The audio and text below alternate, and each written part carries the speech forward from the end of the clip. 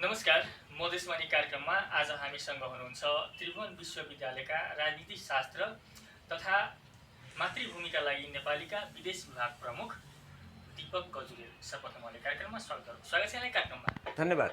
हजुर, जसरी कि खास गरी अहिलेको राजनीतिक अवस्था, तपाईँ राजनीति शास्त्रका प्राध्यापक अथवा प्रोफेसर हुनुहुन्छ, खास गरी अहिलेको राजनीतिक अवस्थाले कसरी हेर्नुहुन्छ? नयाँ सरकार आयो, नेपाल अहिले यो नयाँ सरकार आएपछि राजनीतिक अवस्था अब कतिको यो सामान्य अवस्थामा जान्छ कि कस्तो अवस्था देख्नुहुन्छ?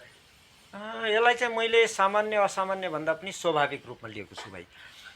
स्वाभाविक रूपमा कसरी भने नेपालमा जुन तरिकाले राजनीतिक प्रणाली परिवर्तन गरियो, जुन प्रक्रिया अपनाइयो, जुन शैलीले काम गरिँदैछ, जसरी संविधान बनाइयो, त्यसको स्वाभाविक परिणाम हो यो अस्तव्यस्तता भन्ने मलाई लाग्छ। यसलाई अलिकति व्याख्या गर्ने हो भने हामीले संविधान बनाउनुभन्दा अगाडि नै केही कुराहरू जबरजस्ती निर्णयहरू गरेका थियौँ।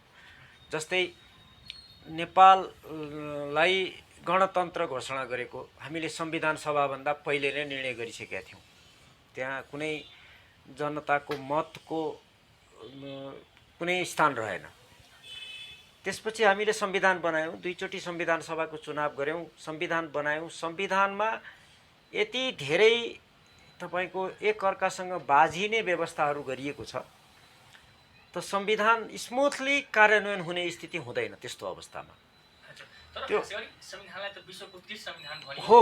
त्यो उहाँहरूले भन्नुभयो, संविधान बनाउने बेलामा 95-96% जनताका प्रतिनिधिले अनुमोदन गरेको भनियो, उत्कृष्ट संविधान भनियो। तर संविधानमा यस्ता व्यवस्थाहरू राखियो जुन एकअर्कासँग बाजिने कतिपय व्यवस्थाहरू एम्बिग्युटी भएको, त्यो भनेको प्रष्ट छैन।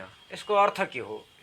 यो भन्दाखेरि यो प्रावधानको व्यवस्थाले भन्न खोजे के हो? प्रष्ट छैन।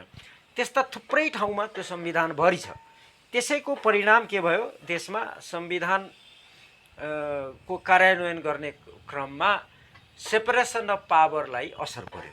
जुन एउटा प्रजातान्त्रिक प्रणालीमा कार्यपालिका, व्यवस्थापिका र न्यायपालिकाले प्रत्येकले आफ्नो किसिमले आफ्नो आफ्नो काम गर्नुपर्नेमा एकअर्कामा बाजियो कुराहरू।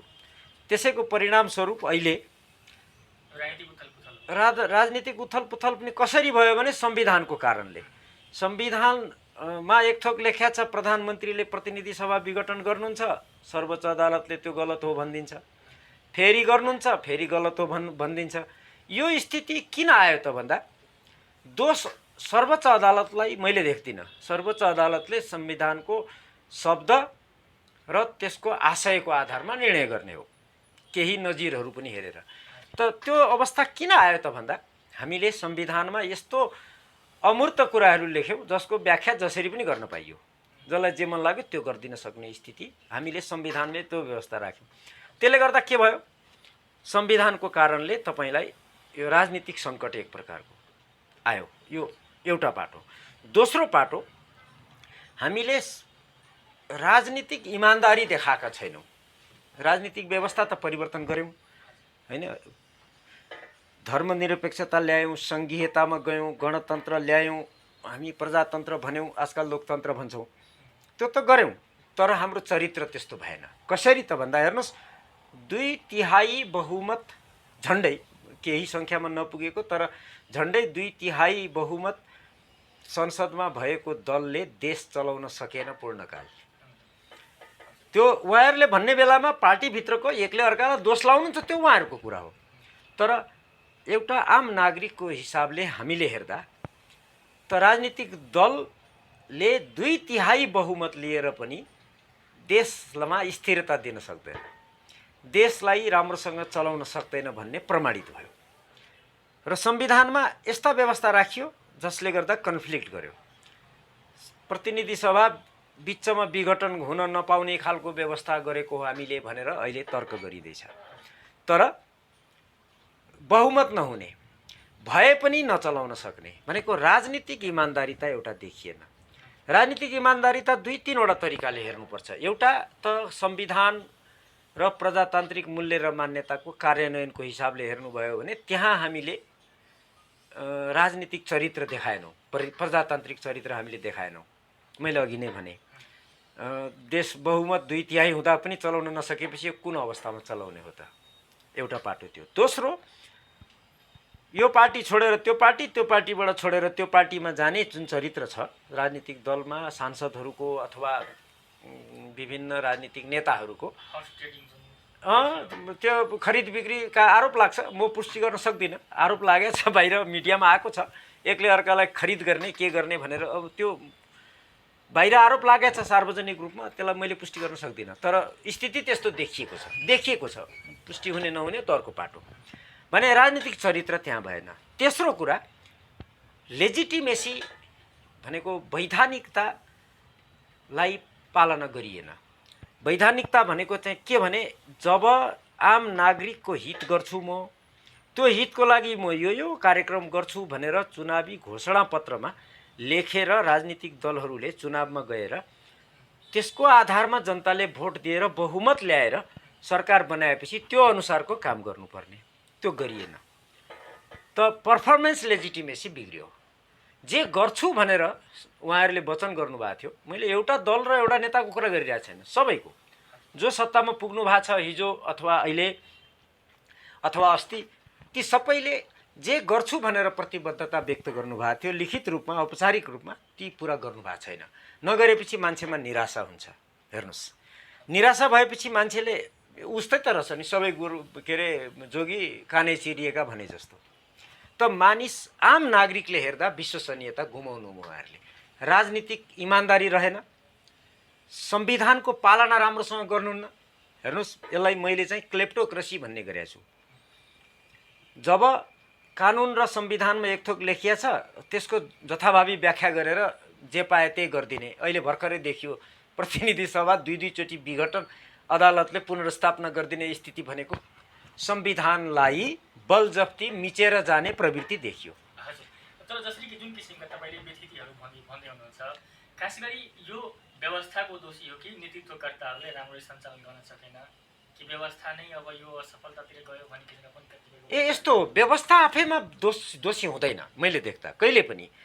तपाईँले उदाहरण हेर्नुहोस्, संसारको अनुभव हेर्नुहोस्।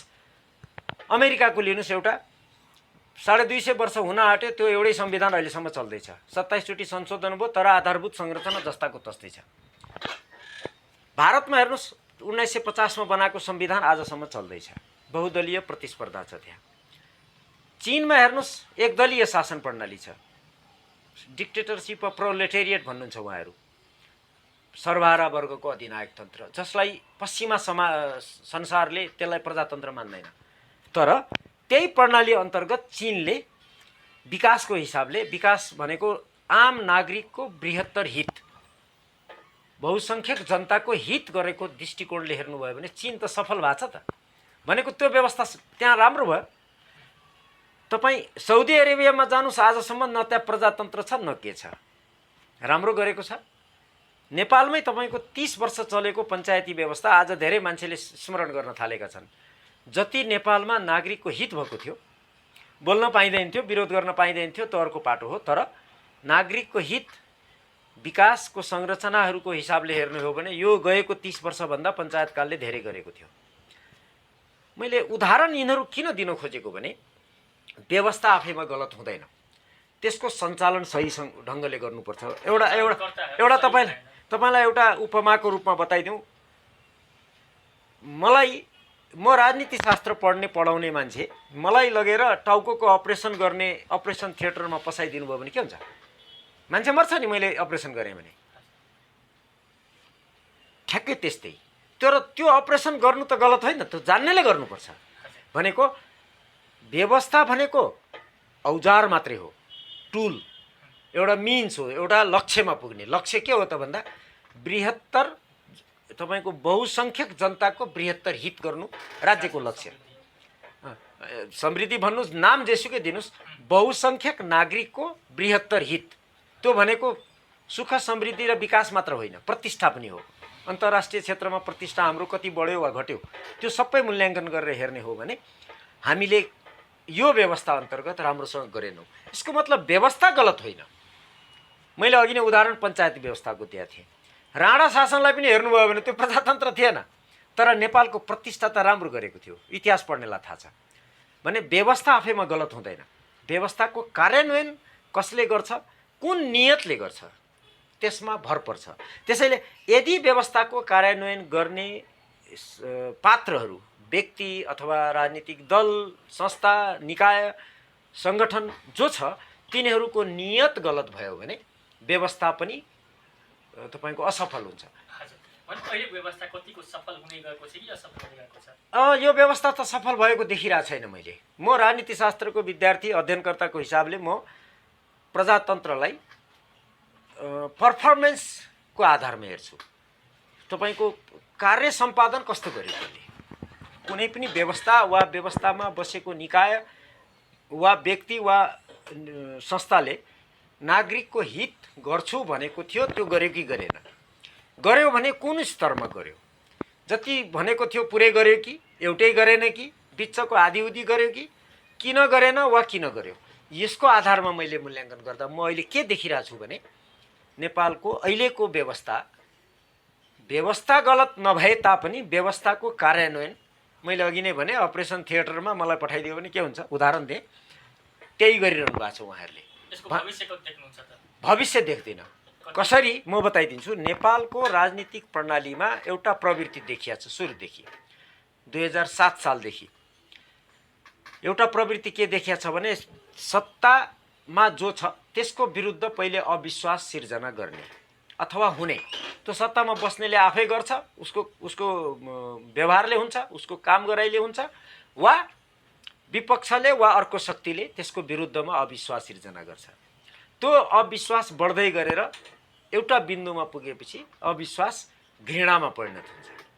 घृणामा परिणत भएपछि कसैले पनि त्यसलाई साथ दिँदैन, आधारभूत रूपमा मन र वचनले साथ दिँदैन, नदिएपछि त्यो एक्लो पर्छ र व्यवस्था जान्छ। त्यही भएको छ 2007 सालमा, 2045 सालदेखि 46 सालको अवधिमा, 62-63 त्यो प्रवृत्ति एउटा अविश्वास सिर्जना गर्ने, त्यही कुरा अहिले भइरहेको छ। अहिले राज्य व्यवस्थाप्रति तपाईँ सार्वजनिक रूपमा हेर्नुहोस्, चिया पसलदेखि लिएर सोसल मिडिया, मेन स्ट्रिम मिडियादेखि जहाँ जोसँग कुरा गर्नुहोस्, राज्यप्रति अविश्वास, घृणा मात्रै व्याप्त छ। यो बढ्दै गएर एउटा बिन्दुमा गएर यो कोल्याप्स गर्छ मैले देखिरहेको। अब किन त्यस्तो भयो त भन्दा मैले एउटै कुरा भन्छु, पर्फर्मेन्स भएन। जे गर्छु भनेर उहाँहरू जानुभएको थियो, संविधानको कार्यान्वयन पनि राम्रोसँग नगर्ने, जथाभावी गर्ने, विकासको हिसाबले पनि नगर्ने, जनतालाई प्रजातान्त्रिक मूल्य र मान्यता अनुसारको दिनुपर्ने चिज पनि नदिने, आफू मात्रै खाने, त्यो प्रवृत्ति भएपछि घृणा झन् बढ्दै जान्छ र एउटा बिन्दुमा गएर सिद्धिन्छ। तर कतिसम्म देख्नुहुन्छ, जस्तै कि नेपालमा दशकपछि संविधान फिरिएको अवस्था छ, हो यो 7औं संविधान भनिएको छ, यो संविधानको आयु कति देख्नुहुन्छ? 5 वर्ष पार गरिसकेको संविधानले। होइन, आयु त तोक्न मिल्दैन, यति दिन वा यति वर्ष भन्न मिल्दैन, किनभने धेरैवटा फ्याक्टरले डिपेन्ड गर्छ। त्यो सत्ता भनेको मैले सरकारको कुरा गरे होइन, तपाईँले भने जस्तो सिङ्गो प्रणालीको कुरा, यो संविधानको कुरा, यो यति दिन चल्छ भन्न मिल्दैन, किनभने त्यो धेरैवटा कारणहरूले टिकेको वा जाने अवस्था हुन्छ। ती कारणहरूमध्ये एउटा तपाईँको राजनीतिक कुरा मैले भनिहालेँ, जनतामा अविश्वास र घृणा बढ्दै गएको छ भनेको एउटा खालको तयारी त भइसक्यो। अब त्यसमा माथिबाट त्यो फलाम तातेपछि ठोक्ने भन्ने हुन्छ नि, त्यो स्थिति, त्यो केले ठोक्छ त भन्दा अन्तर्राष्ट्रिय शक्ति समीकरणले। विश्व शक्ति समीकरणमा नेपालको भूभाग अत्यन्तै महत्त्वपूर्ण र संवेदनशील बनाएको छ यतिखेर विश्व शक्ति समीकरणमा। तपाईँ हामीले सबैले सुनेका छौँ, जान्ने नजान्ने सबैले भन्ने गरेका छन्, नेपालको राजनीतिमा भारतले खेल्दैछ, चीनले खेल्दैछ, अमेरिकाले खेल्दैछ, युरोपियन युनियन सबै विदेशीले खेल्दैछ भनिरहेछ। कतिसम्म देखिन्छ सुनिन्छ भने विद्वत वर्गले बोलिरहेको र आम नागरिकले पनि बोलिरहेको र अनुभव गरिरहेको कतिसम्म देखिन्छ भने नेपाल त नेपालीले चलाइरहेकै छैन, नेपालको सबै अरूले चलाइरहेछ भन्ने किसिमको आरोप आइरहेछ। कतिपय कुरा देखिन्छ पनि, प्रमाणित गर्न सकिन्न। त्यो स्थितिमा भारतको नेपाली भूमिमा आफ्नो स्वार्थ छ, उसले आफ्नो स्वार्थ छोड्दैन, त्यसको लागि उसले जे पनि गर्छ सक्ने जति। चीनले आफ्नो स्वार्थ हेर्छ, उसले छोड्दैन, उसको स्वार्थ मेरो यहाँ छ, म यो छोडेर जान्छु भन्न उसले मिल्दैन। अमेरिकाको आफ्नो स्वार्थ छ, युरोपियन युनियनको आफ्नो स्वार्थ छ, सबैको आफ्नो आफ्नो स्वार्थ छ। र ख्याल गरौँ ती बाहिरी शक्तिहरू जसले नेपाल चलाइरहेको छ भनिएको छ, आरोप छ एक प्रकारको, देखिएको पनि छ, कतिपय पुष्टि पनि भएको छ। नेपालको सत्ता परिवर्तन सधैँ विदेशीले गराइदिएछ। 7 सालमा भारतले गराइदिएको थियो, 45 सालमा भारतले नाकाबन्दी गराएर कमजोर बनाइदिएको थियो। तपाईँको 10 वर्षे हिंसा भारतले गराइदिएको थियो। 62-63 को आन्दोलन 12 बुँदे भारतमा गरेर यहाँ भारतको भूमिमा मात्रै होइन भारत सरकारले गराइदिएको थियो, प्रमाणित छ त्यो कुरा। भने हामी सत्तामा जाने वा खुस्किने काम पनि बाहिरी शक्तिले गरिरहेछ। त्यसले गर्दा बाहिरी शक्तिको त्यो भिडन्त हामी कहाँ छ। र ख्याल गरौँ हामी ती बाहिरी शक्ति नेपालमा जो भिडन्त गरिरहेछन्, चलखेल गर्यो जुन हामी भनिरहेछौँ, तिनीहरूको स्वार्थ एउटै छैन। भारतको इच्छाअनुसार काम गर्नुहोस् चीनलाई नोक्सान हुन्छ, चीनको इच्छाअनुसार काम गर्नुहोस् भारतलाई नोक्सान हुन्छ, त्यसै गरी अमेरिकालाई नोक्सान हुन्छ। त उसले उता झम्टिन्छ, उसले उता झम्टिन्छ। त्यो एउटा शक्तिको भिडन्त छ, अदृश्य हुन्छ, सिधै देखिन्न, प्रयोग हामीलाई गर्छन् उनीहरू। त्यो स्थितिमा तिनीहरूको शक्ति भिडन्त र समीकरण कतातिर कुन बेला त्यो तराजु कतातिर तलमाथि हुन्छ त्यो अनुसार डिपेन्ड गर्छ नेपालको सत्ता भोलि। त्यसैले यति दिनमा यस्तो होला त्यो भन्न सकिँदैन। हजुर, भनेपछि नेपाल सधैँ यस्तै अस्थिर रहिरहने, नेपालको राजनीति कहिले पनि स्थिर हुँदैन, अथवा नेपालमा जुन हरेक थोक छ विकास र समृद्धिका लागि त्यस्तो अवस्था कहिले आउँदैन? नेपाल स्थिर राजनीतिका अभ्यास कहिले गर्दैन त? कहिले पनि आउँदैन त होइन, आउँछ। एउटा आउँछ, अर्को आउनुपर्छ। दुईटा दृष्टिले हेर्छु म। कसले ल्याउँछ त? आउनुपर्छ पहिले भन्छु म। आउनुपर्छ। हेर्नुहोस् हाम्रो इतिहास हेऱ्यो भने धेरै पर जानु पर्दैन, 200 वर्ष 150 वर्षको मात्रै इतिहास हेर्नुभयो भने हामीले नेपाललाई विश्वको एउटा प्रतिष्ठित देश बनाएका थियौँ। गौरव थियो मात्र होइन, तपाईँ हेर्नुहोस् सामान्य मानिसले बुझ्ने कुरा बताइदिन्छु म। नेपालको पासपोर्ट बोकेर विश्वको जुनसुकै एयरपोर्टमा ओर्लिनुहोस् तपाईँलाई सम्मान गर्थ्यो सबैले, ओहो नेपालबाट आएको भनेर। आज नेपालको पासपोर्ट विश्वको सबैभन्दा कमजोरमा तल पर्यो भनेर हिजो अस्ति मिडियामा आएको छ। एउटा घृणा पनि हुन्छ, नेपाली आयो भने चाहिँ चोरै आयो कि भने जस्तो गर्छन्, विदेश हिँड्नेहरूलाई थाहा छ के भएको थियो। हाम्रो प्रतिष्ठा तल झऱ्यो। ऊ बेला प्रतिष्ठा कसरी थियो? हामी के विश्वको महाशक्ति थियौँ र? होइन नि। हाम्रो प्रतिष्ठा किन थियो? हामीले कूटनीतिक चातुर्य अपनाएका थियौँ। देश कसरी सञ्चालन गर्नुपर्छ, विश्वका शक्तिहरूसँग कसरी सम्बन्ध सञ्चालन गर्नुपर्छ त्यो ठिकसँग चलाएका थियौँ। त्यति मात्रै होइन, तपाईँको अलिकति लेम्यानले कम बुझ्लान्। 1980 को दशकमा 70 को दशकमा हामी संयुक्त राष्ट्रसङ्घमा टेबल ठटाउने हैसियत थियो हाम्रो। त्यतिखेर जतिखेर विश्व शीत युद्धमा थियो, संयुक्त राज्य अमेरिका र सोभियत युनियनको त्यत्रो कन्फ्लिक्ट थियो, शीत युद्ध, त्यस्तो बेलामा युएनमा जतिखेर पनि तपाईँको टेबल ठोकाठोकको बहस हुन्थ्यो। त्यस्तो बेलामा नेपाल युएन सिक्युरिटी काउन्सिलको मेम्बर भएको थियो 2 पटक चुनाव जितेर, र त्यहाँ प्रभावकारी भूमिका निभाएको थियो हामीले नेपालीले। र नेपालले बोलेको सुन्थे उनीहरू। किन सुन्थे त भन्दा हामीसँग हैसियत थियो, हाम्रो प्रतिष्ठा थियो। कसरी त्यो कायम गरेका थियौँ त? हामी के सैनिक हतियारले हो र? होइन। हाम्रो कूटनीति, हाम्रो प्रतिष्ठा, हाम्रो व्यवहार, हामीले गरेको सन्तुलित व्यवहारको कारणले हामी विश्वमा प्रतिष्ठित थियौँ। त्यो प्रतिष्ठा फेरि कमाउन सक्छौँ। हामीसँग क्षमता ऊ बेला मात्रै थिएन, अहिले पनि छ। भएको क्षमता प्रयोग गर्नु नगर्नु अर्कै कुरा, सत्तामा बस्नेले प्रयोग गर्नुपर्छ। सत्ता जसले चलाउँछ, जसले देश चलाउँछ उसले प्रयोग गर्नुपर्छ। तपाईँले मैले आम नागरिकले गरेर त्यति हुँदैन। मद्दत गर्ने हो आम नागरिकले बाहिरबाट अथवा भित्रै पसेर। त त्यो क्षमता नेपालमा अहिले पनि छ, नभएको होइन। त त्यसको उपयोग राज्य सत्ता सञ्चालकहरूले गरे भने हामी फेरि पनि प्रतिष्ठित हुन सक्छौँ र नेपाल तपाईँले भने जस्तो शान्त आनन्दले बस्न सक्ने अवस्थामा हुन सक्छ। यो तपाईँको विशफुल थिङ्किङ अहिलेको अवस्थाले। अर्को, हामी हुन्छौँ त्यो अवस्थामा पुग्छौँ, किनभने विश्वशक्ति समीकरणले हामीलाई असर गरेको छ सुरुदेखि। ख्याल गर्नुहोस् 2007 सालको परिवर्तन कतिखेर भयो? जतिखेर विश्वबाट साम्राज्यहरू नाश भए, भारत जस्तो देशहरू जन्मिए, अनि मात्रै भयो। त्योभन्दा अगाडि पनि प्रयास भएको थियो तर नेपालमा सत्ता परिवर्तन भएको थिएन। 1990 मा हामी कहाँ परिवर्तन भयो? इस्वी सम्बन्ध 1990 मा कतिखेर भयो भन्दा शीत युद्ध समाप्त भयो। त्यो बेला सोभियत युनियन कोल्याप्स भयो। त्यसको असर हामीलाई पर्यो। सबैले बुझ्दैनन् यो कुरा।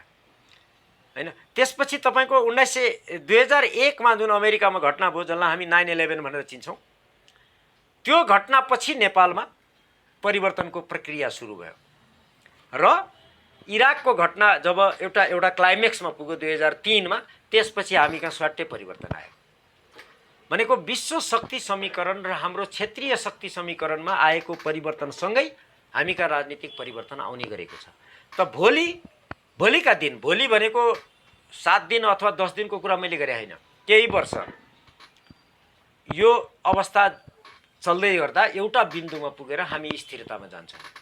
त्यो एउटा बिन्दु आउनुको बिचमा अहिले र त्यो स्थिरतामा जाने समय कति हो भन्न सकिँदैन। 1-2 वर्ष मात्रै पनि हुनसक्छ, 10-20 वर्ष पनि हुनसक्छ। तर ख्याल गरौँ, 20 वर्षको अवधि एउटा मानिसको जीवनमा ठुलो हो, चौथाइ जिन्दगी जान्छ अथवा 1/3 जिन्दगी जान्छ। तर राष्ट्रको जीवनमा 10-20 वर्ष केही पनि होइन। हजारौँ वर्ष बाँच्नु छ हामीले राष्ट्रको रूपमा। त राष्ट्रको 50औं हजार वर्ष अझ बाँच्ने राष्ट्रलाई 10-20 वर्ष केही पनि होइन। त्यसैले गर्दा अबको केही वर्ष अस्थिरता होला, सम्भवतः हिंसा पनि होला, अलिकति हामीले थप दुःख पाउँला। तर म चाहिँ आशावादी छु एउटा बिन्दुमा गएर हामी स्थिर हुन्छौँ। स्थिर भएपछि हाम्रो फेरि प्रतिष्ठा बिस्तारो गेन हुन्छ। हजुर, अब हामी खास गरी अब तपाईँ मातृभूमिका लागि नेपालीका विदेश विभाग प्रमुख पनि हुनुहुन्छ। खास गरी मातृभूमिका लागि नेपालीको जुन छ कि हिन्दू राष्ट्र नेपाल पुनः कायम हुनुपर्छ, खास गरी यसका विषयमा अहिले विभिन्न राजनीतिक दलका एजेन्डा पनि बनेको छ र यसका पक्षमा अहिले माहौल पनि बन्दै गरेको अवस्था छ। तर मातृभूमिका लागि नेपालीको त्यसमा अहिले केही किसिमको गतिविधि देखिएको छैन। तपाईँ के गर्दै हुनुहुन्छ अहिले? यस्तो हेर्नुहोस्, हामी मातृभूमिका लागि नेपाली भनेको पहिले अलिकति प्रश्न पारिदिउँ यसलाई। हामी एनजिओ होइन, भनेको गैर सरकारी सङ्गठन संस्था जुन हुन्छ नि, विदेशीसँग प्रोजेक्ट लिने अथवा कोसँग पैसा ल्याउने प्रोजेक्ट गर्ने, हामी त्यो होइन, पहिलो कुरा। दोस्रो, हामी राजनीतिक दल पनि होइन। तेस्रो, हामी सडकमा गएर जिन्दाबाद मुर्दाबाद गर्ने कालो झन्डा त्यो पनि हामी गर्दैनौँ। हामी चाहिँ खालि आम नागरिकलाई राष्ट्रको हित यसमा हुन्छ है, यो गरौँ भनेर हामी मेसेज दिन खोजिरहेका छौँ। मेसेज के त हाम्रो भन्दा मुख्य मेसेज 3-4वटा। एउटा, हाम्रो धर्मनिरपेक्षता होइन, नेपाल धर्म सापेक्ष हुनुपर्छ। हिन्दू राष्ट्र, अब आम नागरिकले बुझ्ने भाषामा हिन्दू राष्ट्र भनिन्छ, तर सनातन धर्म पालना गर्नु पर्यो नेपालले। नेपाल राष्ट्रको धर्म भनेको सनातन धर्म हुनु पर्यो। सनातन धर्म भनेको हामीले एउटा वर्गले पालना गर्ने अपनाउने हिन्दू धर्म, अर्को ठुलो सङ्ख्या छ बौद्ध धर्म, अर्को ठुलो सङ्ख्या छ इस्लाम धर्म। हेर्नुहोस्, इस्लाम धर्म पनि हाम्रो नेपालको धर्म हो होइन, इस्लाम धर्म मान्नेहरू। त्यसपछि हाम्रो प्रकृति पूजकहरू छन्, तपाईँको किराँत धर्म, बोन, जैन, सिख धर्म मान्ने पनि त नेपाली नागरिक छन् नि त। यी सबैको आफ्नो परम्परा अनुसारको सनातनदेखि, सनातन भनेको आदिकालदेखि चलिआएको नेपालमा बस्ने नेपाली नागरिकहरूले मान्दै आएको धर्म सापेक्ष हुनु पर्यो। सनातन हिन्दू राष्ट्र हुनु पर्यो। त्यसले हामीले अस्ति अनुभव गरेका छौँ, सनातन हिन्दू राष्ट्रलाई नेपालको संविधानले स्वीकार गरेर जाँदा सबै धर्मको तपाईँको रक्षा भएको थियो, सबैको प्रवर्धन गर्न मद्दत पुगेको थियो, थिचोमिचो थिएन, धर्मको आधारमा भेदभाव थिएन। अब हामी फेरि त्यहीँ जानुपर्छ। धर्मनिरपेक्ष होइन। धर्मनिरपेक्षले नोक्सान कहाँ पुर्याएको छ त भन्दा हाम्रो गैर नेपाली धर्मले हाम्रो नेपाली धर्मलाई थिचोमिचो गरेको छ। क्रिस्चियन धर्मले, जुन हाम्रो धर्म होइन, हाम्रो सनातनदेखि चलिआएको धर्म होइन, त्यो दिन प्रतिदिन त्यो बढाइँदैछ यहाँ। त्यसमा राजनीतिक त्यो भित्र नियत खराब छ, धेरै कुरा त्यहाँभित्र छ, त्यो डिटेलमा अहिले गइरहनु पर्दैन, धेरैलाई थाहा छ। त्यसले गर्दा हामी धर्म सापेक्ष राष्ट्र बन्नुपर्छ, सनातन धर्म मान्ने राष्ट्र, एउटा हाम्रो माग त्यो हो। आम नागरिकले बुझ्नु पर्यो। हामी सरकारलाई ज्ञापन पत्र दिएर यो गर्नुहोस् अनि कालो झन्डा लिएर हामी त्यो गर्दैनौँ। आम नागरिकले बुझ्नु पर्यो यो चाहिन्छ किन भनेर। कसैले पनि अनुभव गरेको छ, सबैलाई थाहा छ, हिन्दू राष्ट्र हुँदा नेपाल कुनै पनि राष्ट्रलाई, कुनै पनि धर्मलाई नोक्सान पुर्याएको थिएन। सबभन्दा राम्रो उदाहरण त हेर्नुहोस्, बुद्ध भगवान तराईमा जन्मे तर उनको धर्म हाम्रो पहाड र हिमालमा व्यापक छ हो, त्यो हाम्रो धार्मिक सहिष्णुता। भगवान शिव हिमालमा बसे, हाम्रो तराईमा त्यसको व्यापकता छ, त्यो उनको धर्मको। त्यतिभन्दा अर्को तपाईँ जानुहोस्, नेपाल राष्ट्रको शक्तिको केन्द्र राजदरबार, उबेला त्यो राजदरबारको ठिक अगाडि ठुल्ठुला मस्जिदहरू बनेको थियो। त्यो धार्मिक सहिष्णुताको सबभन्दा ठुलो उदाहरण होइन र? भने त्यो फेरि गर्नुपर्छ, नागरिकले बुझ्नु पर्यो, सबै नागरिकले। यो राजनीतिक दलले तपाईँको ट्रकमा मान्छे ल्याएर भाषण सुनाउने कुरा होइन, हामी त्यो प्रयास गर्दैछौँ एउटा। दोस्रो, सङ्घीयता गर्नु हुँदैन, हामी विकेन्द्रीकरणमा जानुपर्छ। सङ्घीयता यो गलत हो। हाम्रो जस्तो सानो देशलाई भौगोलिक हिसाबले पनि, जनसङ्ख्याको हिसाबले पनि, हाम्रो सामाजिक धार्मिक बनावटले पनि सङ्घीयता उपयुक्त होइन हाम्रो लागि। अहिले त धेरै मान्छेले भन्न पनि थालिसके, हामी त 2-2.5 वर्षदेखि भन्दैछौँ।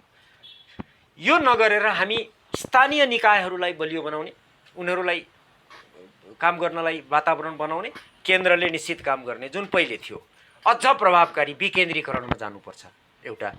त्यो गर्दा राम्रो हुन्छ नेपाल जस्तो देशको लागि, हाम्रो मान्यता।